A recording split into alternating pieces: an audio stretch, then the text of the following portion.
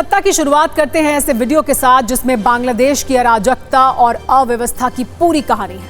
लोगों की बेचैनी है, परेशानी है, चाहे वो एयरपोर्ट पर हो या फिर बॉर्डर पर। उनके लिए कोई इंतजाम नहीं है, कोई रास्ता नहीं है, वो भी ऐसे वक्त में जब थोड़ी देर बाद बांग्लादेश में नई अंतरिम सरकार का शपथ ग्रहण होने वाला है। बांग्लादेश में एयरपोर्ट से लेकर बॉर्डर तक हालात पूरी तरह से बिगड़े हुए हैं। किसी को कुछ समझ नहीं आ रहा है कि आगे क्या होने वाला है।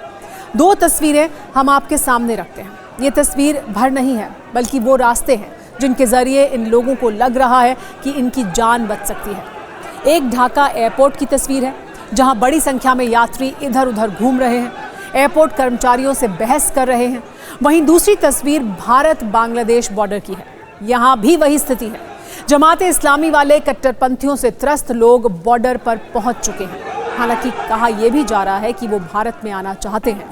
दावा है पश्चिम बंगाल के जलपाईगुड़ी में भारत बांग्लादेश सीमा पर करीब 1000 बांग्लादेशी हिंदू पहुंच गए हैं। वो भारत में आने के लिए तैयार हैं। वो बांग्लादेशी कट्टरपंथियों के डर से यहाँ ठहरे हुए हैं। हालांकि भारत में घुसपैठ के प्रयास को बीएसएफ ने रोका हुआ है। बीएसएफ ने उन्हें सतकुरा सीमा पर रोक लिया है। सीमा पर खड़े हिंदू बांग्लादेशियों का ये आरोप है कि उनके घर और मंदिर जलाए जा रहे हैं। वो भारत में शरण लेना चाहते हैं। हालांकि हिंदुओं की आड़ में कई आतंकियों के भी भारत में घुसपैठ करने की आशंका है। इन परिस्थितियों को लेकर भारत के जवान मुस्तैद हैं। आज भारत बांग्लादेश बॉर्डर से देखिए TV9 भारतवर्ष की एक्सक्लूसिव न्यूज रील।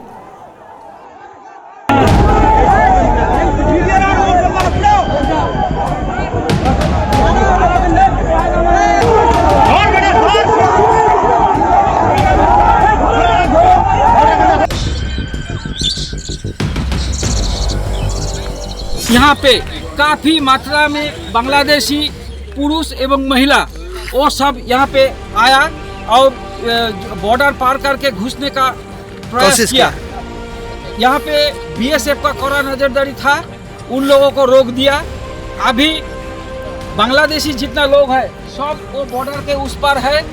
लगता है अभी 4 से 5 हजार आदमी वहाँ पे मौजूद है।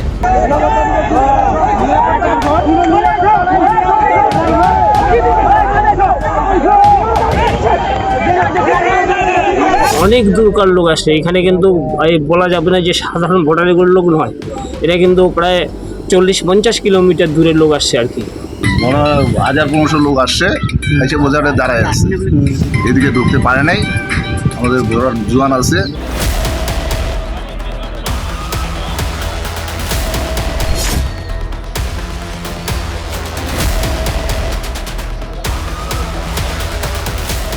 मालदा के भारत बांग्लादेश सीमा से कुछ आतंकवादी घुसने की संभावना है और ऐसा ही दावा कर रहे हैं कस्टम्स और बीएसएफ। मालदा के महोदीपुर सीमांत से हर रोज हजारों लोग आते जाते हैं, लेकिन 15 लोगों की एक लिस्ट आया है जिसमें कुछ आतंकवादी होने की संभावना है।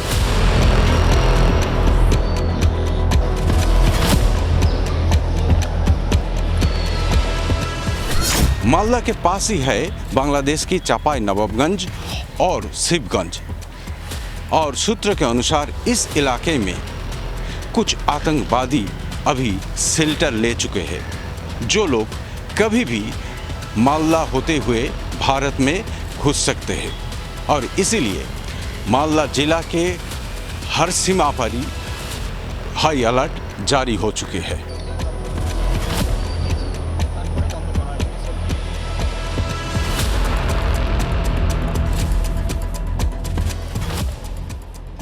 নিশ্চয়ই থাকতে পারে। তো যদি তাদের কারাগার ভেঙে এখন তারা অনেকে আমরা শুনেছি বেরিয়ে গেছে, কিন্তু ঘটনা হচ্ছে আমাদের ভারতবর্ষের যে ইন্টেলিজেন্স এবং অন্যান্য দপ্তর আছে তারা এটার উপর একটা নজর রেখেছেন। তারা যেরকম প্রয়োজন মনে করবে অ্যালার্ট লিস্ট নিশ্চয়ই জারি করবে।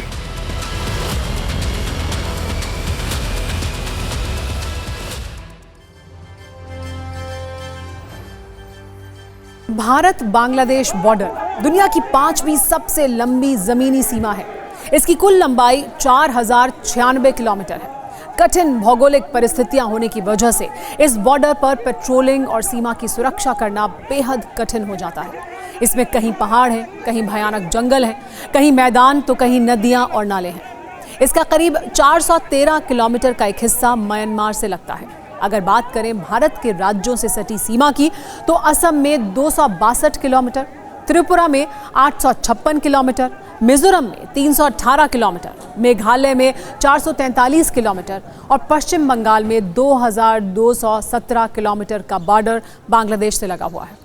इस बॉर्डर की कुल लंबाई यानी 4096 किलोमीटर में से 3180 किलोमीटर के बॉर्डर पर फेंसिंग की जा चुकी है, जबकि 916 किलोमीटर के क्षेत्र की फेंसिंग की जानी अभी बाकी है। ये जानकारी गृह मंत्रालय ने 2022-2023 की वार्षिक रिपोर्ट पेश करते हुए दी थी। इसके बाद से जरूर थोड़े और हिस्से में फेंसिंग की गई होगी, लेकिन इस बॉर्डर पर घुसपैठ का रिस्क बहुत ज्यादा है। लेकिन एक तरफ बांग्लादेश बॉर्डर पर घुसपैठ वाला कलेश चल रहा है, तो दूसरी तरफ ये सवाल उठ रहे हैं कि क्या बांग्लादेश अब एशिया का सबसे कट्टर प्रदेश बनेगा? क्या यूनुस सरकार पर जमाते इस्लामी का कंट्रोल होगा? ऐसा इसलिए कहा जा रहा है क्योंकि दिल्ली से 1826 किलोमीटर दूर बांग्लादेश की राजधानी ढाका में आज सुबह से बड़ी हलचल है। यह हलचल सत्ता वाली हलचल है, सत्ता परिवर्तन वाली है। इस पर पूरी दुनिया की नजर है, क्योंकि बांग्लादेश में हमले, हिंसा, विरोध प्रदर्शन के बीच नई सरकार का शपथ ग्रहण हो रहा है, वो भी जमाते इस्लामी के सौजन्य से। फिलहाल बांग्लादेश अपनी अंतरिम सरकार की ओर बहुत तेजी से बढ़ रहा है। इसकी कमान नोबेल शांति पुरस्कार विजेता मोहम्मद यूनुस के हाथ में होगी। आज जब बांग्लादेश की सत्ता के अगले बॉस ढाका पहुंचे, तो वो शेख हसीना सरकार पर आक्रामक भी थे और शहर शहर आग लगाने वाले, हिंदुओं को पीटने वाले, नेताओं की हत्या करने वाले, अपने छात्रों के लिए भावुक भी दिखाई दिए। आपको पूरा घटनाक्रम सिलसिलेवार ढंग से बताते हैं। अब से थोड़ी देर बाद रात 8 बजे बांग्लादेश में अंतरिम सरकार का शपथ ग्रहण होना है।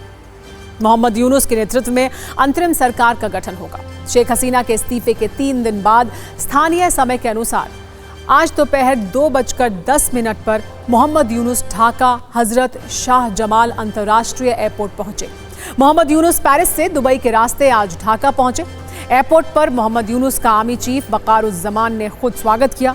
बांग्लादेश के आर्मी चीफ के साथ कई बड़े अधिकारी, कई छात्र नेता भी एयरपोर्ट पहुंचे थे। एयरपोर्ट से मोहम्मद यूनुस सीधे बांग्लादेश के राष्ट्रपति के निवास बंग भवन पहुंच गए। बांग्लादेश के आर्मी चीफ के मुताबिक थोड़ी देर बाद रात 8 बजे 15 लोग अंतरिम सरकार में शपथ लेंगे। बांग्लादेश के राष्ट्रपति मोहम्मद शहाबुद्दीन अंतरिम सरकार को शपथ दिलाएंगे। सूत्रों के मुताबिक अंतरिम सरकार का कार्यकाल 3 साल का हो सकता है। बांग्लादेश के मीडिया ने दावा किया है कि अंतरिम सरकार में छात्र आंदोलन से जुड़े 2 लोग शामिल हो सकते हैं। कहानी यही है कि 76 वर्षीय शेख हसीना के जाने के बाद अगले कुछ वर्षों तक बांग्लादेश की सत्ता 84 वर्षीय मोहम्मद यूनुस के पास रहेगी। वैसे शेख हसीना के इस्तीफे के बाद उनके कट्टर सियासी विरोधी मोहम्मद यूनुस पहले ही अपने इरादे साफ कर चुके हैं। लेकिन सवाल यह है कि क्या मोहम्मद यूनुस जमाते इस्लामी को काबू में रख पाएंगे? एक और बड़ा सवाल यह कि क्या मोहम्मद यूनुस की सरकार जमात की कठपुतली बनकर रहेगी? साथ में सवाल यह भी है कि बांग्लादेश के हिंसक प्रदर्शनकारी बहादुर बच्चे कैसे हो गए हैं? नोबेल शांति पुरस्कार विजेता मोहम्मद यूनुस ने उत्पात मचाने वाले प्रदर्शनकारियों को बहादुर बच्चे क्यों कहा? क्या यह हिंसक आंदोलनकारियों को डिस्काउंट देने जैसा नहीं है? मोहम्मद यूनुस ने जिन्हें बहादुर बच्चे कहा, वो शेख हसीना के नेताओं की हत्या कर रहे हैं। वो हिंदुओं को चुन चुनकर मार रहे हैं। वो हिंदू परिवारों के घरों में आग लगा रहे हैं। हालांकि आज जब मोहम्मद यूनुस ढाका एयरपोर्ट पर पहुंचे, तो उन्होंने आंदोलनकारी छात्रों को कई संदेश दिए, जिसमें सत्ता के संकेत छिपे थे। इसमें अपनी उदार छवि प्रोजेक्ट करने की कोशिश कर रहे थे वो। बांग्लादेश लौटने के बाद मोहम्मद यूनुस ने कहा है कि आज बांग्लादेश विजय दिवस मना रहा है। बांग्लादेश को दूसरी बार स्वतंत्रता मिली है। हमें ऐसी सरकार बनानी होगी जो अपने नागरिकों की सुरक्षा सुनिश्चित करे। उन्होंने कहा कि मेरे ऊपर भरोसा रखें, देश में किसी के ऊपर कहीं हमला नहीं होगा। जो रास्ते से भटक चुके हैं, उन्हें हम वापस सही ट्रैक पर लाना चाहते हैं। हिंदू हो, बौद्ध हो या ईसाई हो, हमारा काम उनकी रक्षा करना है।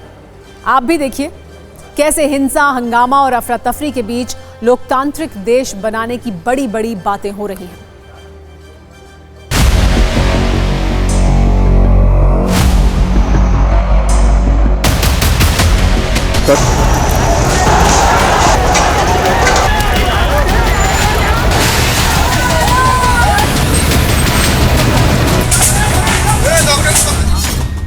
बांग्लादेश में जो कुछ हुआ और जो कुछ भी हो रहा है उसके लिए सबसे बड़ा जिम्मेदार जमात इस्लामी को बताया जा रहा है, जो न सिर्फ पाकिस्तान प्रेमी है बल्कि उसकी सोच, उसकी विचारधारा, उसकी हरकतें कट्टरपंथी हैं।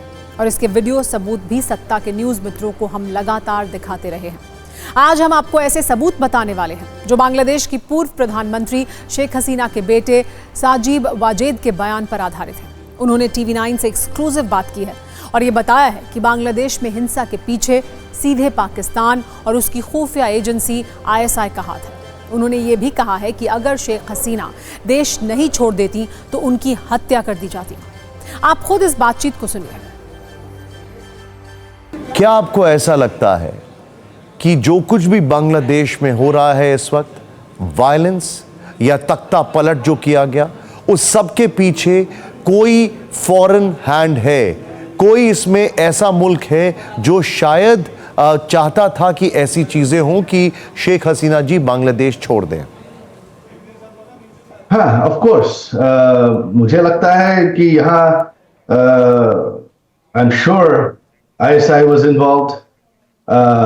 ये आप देखिए, ये जुलाई की 15 तारीख जब हमारे सरकार उनकी दाबी मान लिया, उस रात ढाका यूनिवर्सिटी में एक प्रोसेशन हुआ। कौन ये प्रोसेशन किया हम कोई नहीं जानता। मुझे लगता है कोई ना कोई ये प्लान करके करा। एवं आपके जो मैं आपसे डायरेक्ट सवाल पूछ रहा हूं, क्या आपको इसके पीछे पाकिस्तान और पाकिस्तान की ISI का हाथ दिखता है? I am sure of it. मुझे आई एम कन्विंस्ड यहाँ ISI इन्वॉल्व थी। क्या आपको लगता है कि बांग्लादेश में हिंदूज अभी सेफ हैं? नहीं, बांग्लादेश में अभी हिंदूज एकदम सेफ नहीं है। ये जो मिलिटेंट फोर्स है, ये सब समय हिंदू को टारगेट करते हैं। हमारे स्टूडेंट्स डेमोन्स्ट्रेटर्स उनारा बोला कि वो मंदिर को प्रोटेक्ट करेंगे, लेकिन उनके तो इतनी आदमी नहीं है। तो हिंदू के ऊपर हमला चल रहा है। अवामी लीग छोड़ के ये स्टॉप करना बहुत बहुत मुश्किल है।